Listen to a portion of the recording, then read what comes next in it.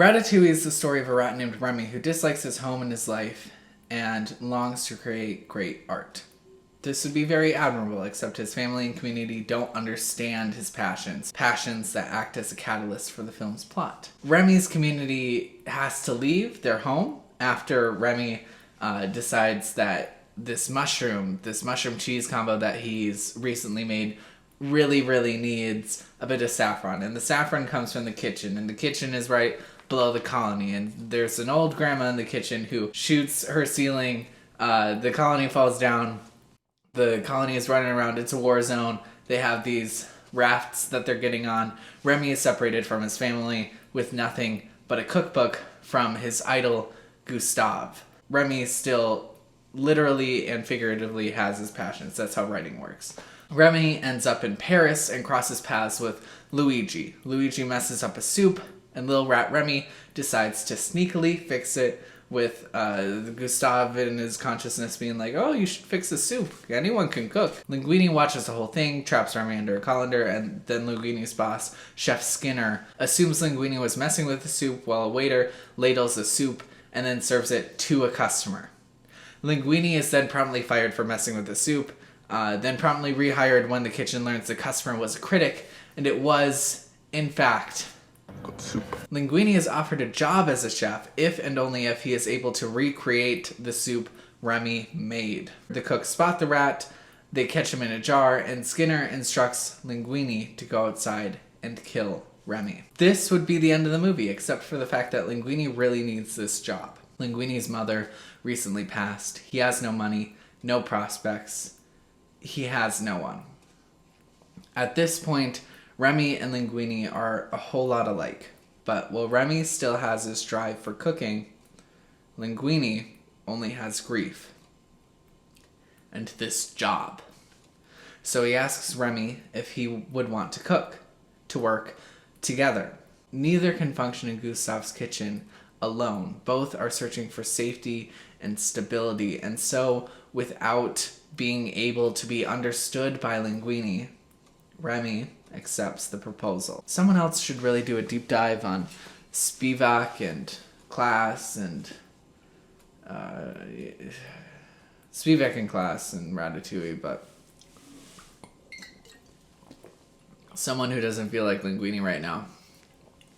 For the time being, though, this is my video, and I feel like Linguini. And even though I've read a bit of Spivak, I've read a whole lot more. Freud was a silly little guy that invented a silly little thing called psychology, but he also accidentally created something we use a whole lot in literature critique called psychoanalysis. It's a neat little tool that we use to explain why characters are the way that they are and do what they do. For example, why is Linguini working with a rat? Because he is depressed and he's poor. He has no money, no prospects. His mom died and he's not doing too hot. But the thing about Freud is that he was also just a really big thinker. Like, he thought a whole lot of stuff. For example, he stole this idea from Plato and then made it a little bit simpler and sciencey and then called it his own about the nature of the body and the soul. So now we're going to use that theory to talk about Ratatouille some more. According to Freud, we are all made up of three parts: the body, or the id, the mind, or the ego, and the soul, divine, cool, magical community stuff, or the superego. People in different religions have known this for a long time, like, the Holy Trinity, whatever. But I also just like the words id, ego, and superego, and I feel a little uncomfortable trying to depict Ratatouille onto the Trinity, so today we're just going to go with that. Remember, at the start of the movie, Linguini doesn't really have any passions, any direction, and instead he's just living in a crusty little apartment in a city built with and filled with and known for having so much passion and beauty. He doesn't care about that passion and beauty, though. He is not in a city filled with wonder. He is in a city filled with grief and a kitchen that can possibly sustain him. The kitchen is not filled with art. It is filled with labor. Linguini doesn't have any resources to pursue any of his passions at the start of the film, so he remains focused on his physical body's desires. Avoid pain, maybe someday pursue pleasure. He is the id, the mover. Remy has passions, dreams, curiosities, but again, he's also a rat. He can imagine very well, but he can only imagine cook for himself. He tries to share his passions, but can't until he starts working with Linguini. It is through this collaboration that Remy is able to access true quality, fully realize his potential, and share it with his community. With a greater community, beyond himself, beyond rats. Yes, I know, Spivak class, but for now, what we need to understand is that Remy tries to show his community the wonders of food, but doesn't succeed until he gains access to and knowledge of Gustav's restaurant, which he is only able to reach with the aid of Linguini. Great, so right now we have the id and the ego, but we're missing how they come together. Remy is the artist who cannot share his gifts directly with the world. Linguini is the newly minted member of the art world who can't create on his own, but can share Remy's gifts on a much wider scale and bring them into being. It is the mind and the body. When these two forces come together, art reaches us, the audience. After some troubleshooting, Remy and Linguini develop a workflow which succeeds at bringing this art into the world, but as the film's conflict continues to reveal itself, both characters start to downplay each other's necessity, their achievements, their worth, their values. The whole climax of this movie sees the two characters dismissing each other's contributions to the art and to their persons. Remy becomes upset with Linguini when Linguini starts becoming egotistical after he learns that he's the son of Gustav and assumes he doesn't need the rat to be excellent. In response, Remy begins to steal from the kitchen. Maybe he doesn't need Linguini. Maybe he's okay bringing art and quality to his insular community and nowhere else. Maybe he's alright with his limited reach of excellence in favor of it being strictly his own. And then things start to fall apart.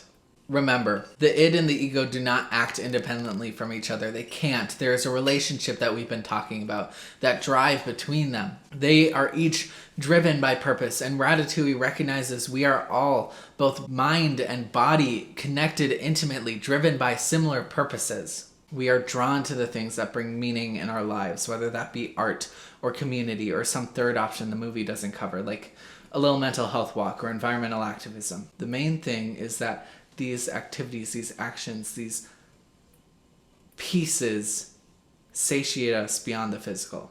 Remy is primarily moved by art, and Linguini is primarily moved by commodities and community. Remy is moved by the divine, Linguini is moved by the earthly. The conflict between these characters arises when they downplay each other's roles in their relationship, when the advocate believes he doesn't need the artist, and when the artist believes he doesn't need an advocate. The movie's resolution comes about when the characters realize the value that they bring each other, when they come together through art to foster connection and community, when they reach the divine. When Gustav connects Remy and Linguini, they are effectively able to strive towards this divinity, this meaning, this truth which illuminates purpose in their lives, and this truth illuminates purpose in our lives, and this truth illuminates purpose in my life. Or it's supposed to. I did it. I graduated. Everyone is very proud of me. Thanks. Oh gosh. Actually, I kind of feel like Linguini. After graduating from college and finishing Tears of the Kingdom, I started looking for jobs. And it sucks. It was slow at first, but once I picked up my graduation gown, once I got that first rejection email, job applications very quickly became the worst game I've ever played in my life. To play, you find those magical job listings you're qualified for that won't make you want to quit your job after a month. You win the game once you're offered a job. There are a whole lot of different strategies you can adopt, like working to guess the specific words the computers are looking for, formatting your whole life in a slightly different way, spinning your natural tendencies as skill sets and experiences in order to get a little bit further than you did last time. All this can help, but lowering your expectations works too. Job hunting by nature is circular and perpetual. You wade through job sites and blind Google searches and forms hoping to find something that you're both qualified for and won't hate. Once you find a listing that doesn't seem horrible, it is time to prove to your employer that you are up to the task, which is sometimes harder when you're actually excited about that job, because now you have to bear your soul in this strict medium of a cover letter. You do that, you repeat it, you repeat it, you repeat it. You hope you get lucky one day. During my job hunt, I've been applying to a lot of editorial positions, reflecting on why I love editing so much. I love working with people and helping to make their art as good as humanly possible, making something that will connect with others and exist beyond the artist. Linguini does all this in the first part of the movie solely because he needs a job. He cares very little about art. Again, the kitchen is a place of labor, not creation. He grows to care about Remy, Colette, his fame, but the food is always just the thing that ties him to his job and his desires, not art on his own. Remy sees how little Linguini cares about the art and starts returning to his own community as they finally come to understand the wonders of food. They understand his passion. Remy begins to care a whole lot less about bringing his talents to a wider audience and moves from creating back to consuming. In conventional children's movie fashion, the two realize that they can't create good work without working with each other. And because Remy lives for great art, Linguini is scared of losing community, and they both realize that they're good for each other, the characters come back together in the film's final act and make food for awaiting customers and a scary critic, and saves the day with a flashback, and they create art that connects with people.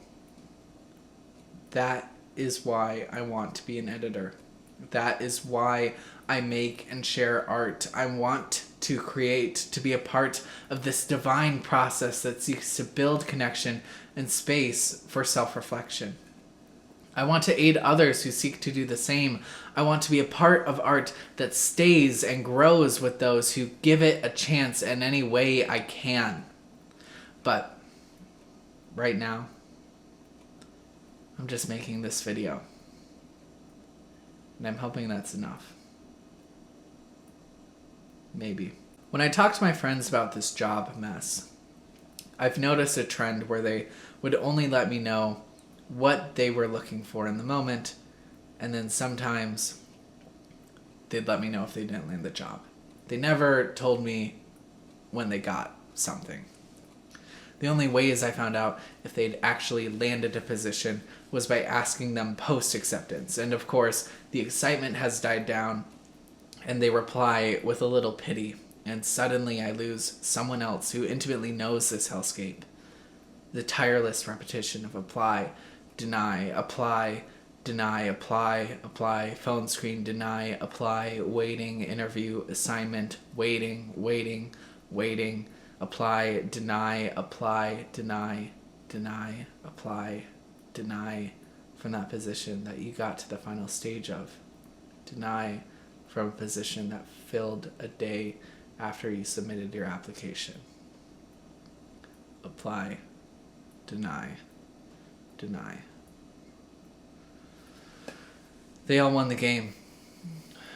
They at least became adequate at the lawless, disheartening practice of marketing your labor and your spirit. They got lucky. And I'm here. Letter and call and interview and assignment and waiting and waiting and waiting and waiting, and we've decided to go in another direction. After a final round rejection from a job I would have loved with nothing more than someone aligned with our corporate visions more for feedback, I gave up. I've still given up. I am no longer striving for a life where art sustains me anymore. Now, more than ever, I feel like Linguini. At the end of the movie, Linguini has a new restaurant and he works as a server while Remy cooks. Linguini finds peace when he finally understands fame doesn't offer the community and purpose he longs for. But being in service to Remy, to Remy's art as a waiter, and spending time with those he loves like Colette, does. Remy learns that the purpose of art is not only to follow the divine and experiment at whatever cost, but also create something which in turn feeds a community. In the movie's final scene, we see Remy leave a family conversation to go make Ego's favorite meal, and Ego smiles at him. Remy's art has allowed the cold critic to find joy and community, and Remy is offered the space and resources to make his art his own. Our characters finally understand and embrace their purpose and find peace, and in this scene, I forget about all my anxieties.